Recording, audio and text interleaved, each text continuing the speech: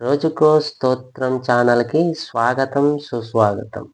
ఈరోజు ఈ వీడియోలో శ్రావణ మాసం ఆదివారం రోజు శ్రీ సూర్యనారాయణ స్వామి అనుగ్రహం కొరకు శ్రీ భాస్కరాష్టకాన్ని విందాం, పఠిద్దాం. ఈ భాస్కరాష్టకాన్ని సూర్యునికి అభిముఖంగా నిల్చొని పఠిస్తే ఎంతటి అనారోగ్య సమస్య అయినా తీరిపోతుంది. ఈ భాస్కరాష్టకాన్ని వినండి, పఠించండి. సూర్యానుగ్రహంతో సర్వ వ్యాధుల నుండి రక్షణ పొందండి. శ్రీ భాస్కరాష్టకం.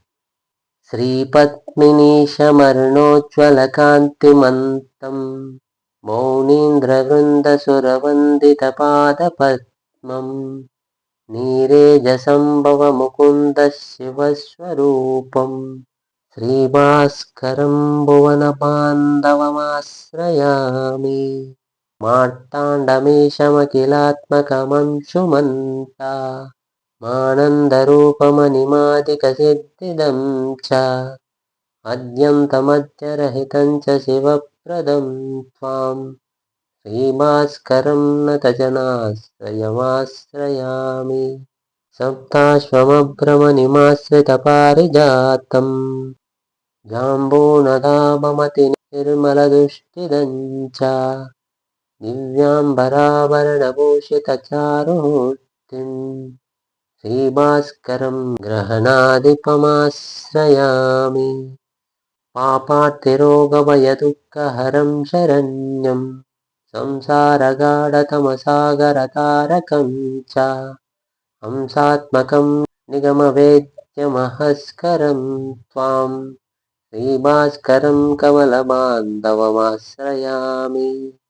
ప్రత్యక్షదైవమచలాత్మకమచ్యుతం చ భక్తప్రియం సకలసాక్షిణమప్రమేయం సర్వాత్మకం సకలలోకహరం ప్రసన్నం శ్రీభాస్కరం జగదీశ్వరమాశ్రయామి. జ్యోతిస్వరూపమఘసంచయనాశకం చ తాపత్రయాంతకమనంతసుఖప్రదం చ కాళాత్మకం గ్రహగణేన సుసేవితం చ శ్రీభాస్కరం భువనరక్షకమాశ్రయామి.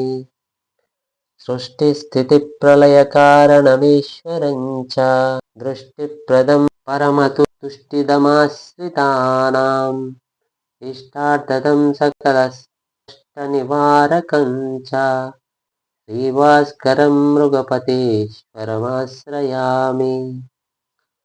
ఆదిత్యమార్తజనరక్షకమవ్యయం చ ఆయాదపం కనకరేతసమగ్నిగర్భం సూర్యం కృపాలుమఖిలాశ్రయమాదిదేవం లక్ష్మీనృసింహకవిపాలకమాశ్రయామి.